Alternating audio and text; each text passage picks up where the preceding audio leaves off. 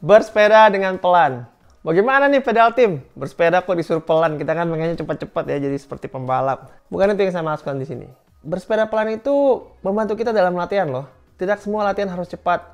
Dan tidak semua metode latihan yang fokus kepada kecepatan dan kekuatan itu akan memberikan hasil yang berarti. Apa sih bersepeda pelan itu? Mari kita bahas. Jumpa lagi dengan saya di channel saya ini, Pedal Team.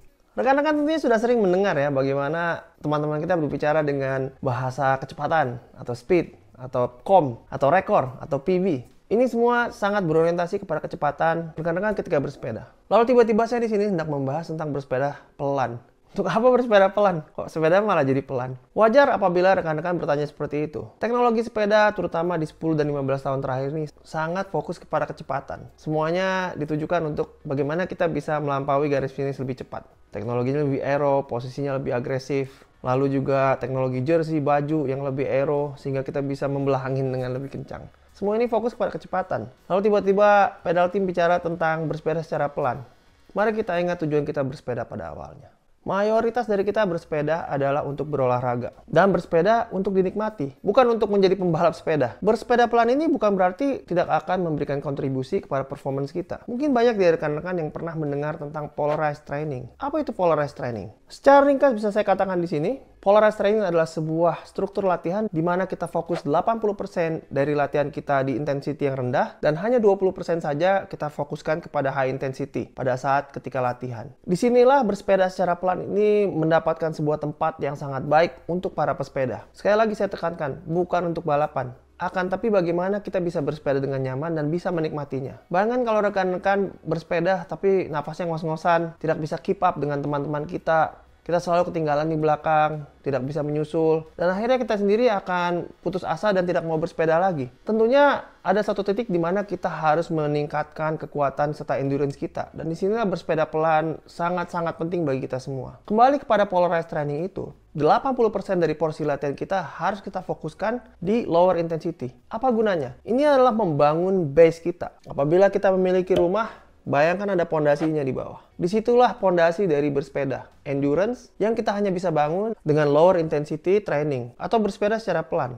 80% dari latihan, termasuk latihan saya fokuskan di zona 1 dan zona 2. Gunanya adalah saya hendak mempertahankan atau membangun base endurance saya. Semakin lama saya bisa bersepeda, semakin kuat tubuh saya dalam bersepeda. Dan akhirnya saya akan bisa lebih nyaman untuk bisa bersepeda. Lalu 20%-nya kita fokuskan kepada high intensity cycling atau high intensity interval. Ini semua tergantung dari rekan-rekan. Apabila rekan-rekan memang hendak membangun speed dan power, high intensity interval ini tentu sangat berarti. Tapi apabila rekan-rekan bersepeda ini memang tujuannya untuk menikmati saja, fokus di yang 80% ini. Fokus di slow cycling ini.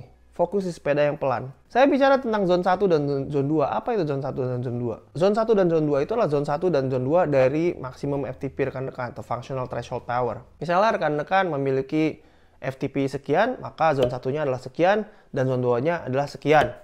Nah, bagaimana cara menentukan FTP ini? Tentunya kita tentukan dengan FTP test.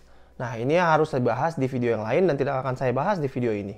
Bagaimana rekan-rekan hendak menjalankan slow cycling tanpa memiliki power meter atau tidak menggunakan power meter sebagai panduannya? Mungkin rekan-rekan bisa bayangkan misalnya rekan-rekan memiliki maksimum heart rate ya. Maksimum heart rate itu biasanya 220 dikurangi dengan usia rekan-rekan.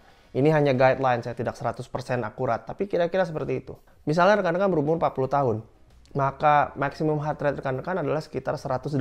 Apabila rekan-rekan memiliki maksimum heart rate sekitar 180, maka usahakan berlatih di heart rate sekitar 70-75%. Saya katakan saja di sini 75%, yaitu heart rate rekan-rekan sekitar 135. Nah, 80% dari latihan rekan-rekan harus berada di kisaran heart rate-nya 135 BPM atau beat per minute.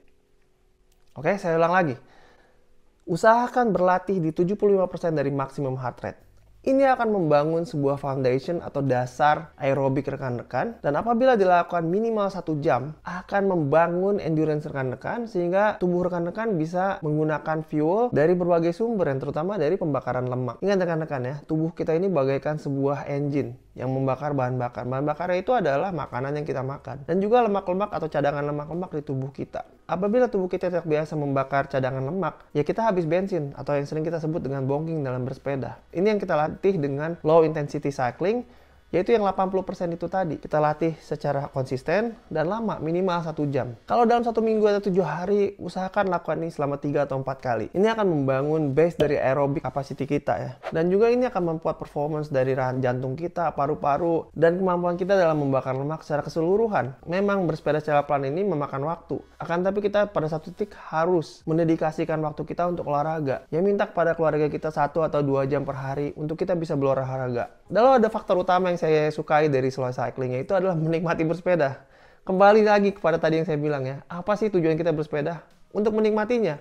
Apabila kita cycling di low intensity ya, kita bisa lebih menikmati ya, kita bisa lihat pemandangan yang indah, apa sih yang ada di pinggir jalan, di depan kita. Kita bisa menikmati rute-rute yang kita bisa lalui. Tidak harus selalu kita bersepeda itu dengan ngebut. Lalu kita tidak harus juga habiskan uang kita untuk upgrade sepeda kita sehingga bisa menjadi sangat aero misalnya begitu ya. Kalau kita fokus kepada endurance, maka pada suatu saat nanti kekuatan tubuh kita juga akan teradaptasi dan akhirnya kita bisa bersepeda walaupun tidak sekencang orang-orang yang khusus berlatih kepada speed ya. Paling tidak kita bisa mengimbangi dan bersepeda akan menjadi lebih menyenangkan untuk kita. Sebelum saya lanjut, klik like, subscribe, dan lonceng apabila rekan-rekan mendapatkan video ini berguna untuk rekan-rekan. Lalu apa kesimpulannya? Kesimpulannya begini rekan-rekan.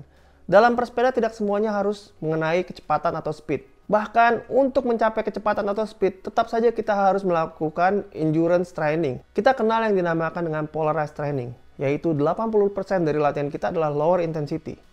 Apa gunanya? Ini adalah untuk membangun foundation atau fondasi dari kekuatan kita dalam bersepeda. Bahkan para pesepeda profesional saja butuh untuk membangun base aerobiknya ini. Tanpa ada base-nya, tentunya semuanya tidak akan bisa dibangun dengan baik. Apabila rekan-rekan hanya fokus untuk menikmati bersepeda atau hendak konsisten, lower intensity atau bersepeda dengan pelan ini sangat cocok. Memang makan waktu sedikit lebih lama ya, tapi ingat, kurang lebih di 70-75% dari maksimum heart rate itu adalah sangat ideal bagi kita yang hendak bersepeda untuk endurance, dan pertahankan itu. Bersepeda selama 1 atau mungkin 2 jam per hari. Gunakan 3 atau 4 hari dalam seminggu untuk berlatih. Lalu, apabila rekan-rekan hendak meningkatkan speed, mungkin bisa ditambah dengan interval session ya. Itu tergantung dari rekan-rekan semua. Akan tapi ingat, pertama tadi, kita sepeda untuk apa nih? Untuk menikmatinya, untuk lihat matahari terbit, matahari terbenam ya, merasakan semilir angin di kepala kita. Ya, hanya dengan bersepeda dengan pelan lah kita bisa melakukan ini. Oke rekan-rekan, semoga video saya berguna. Tetap semangat guys dan salam pedal team!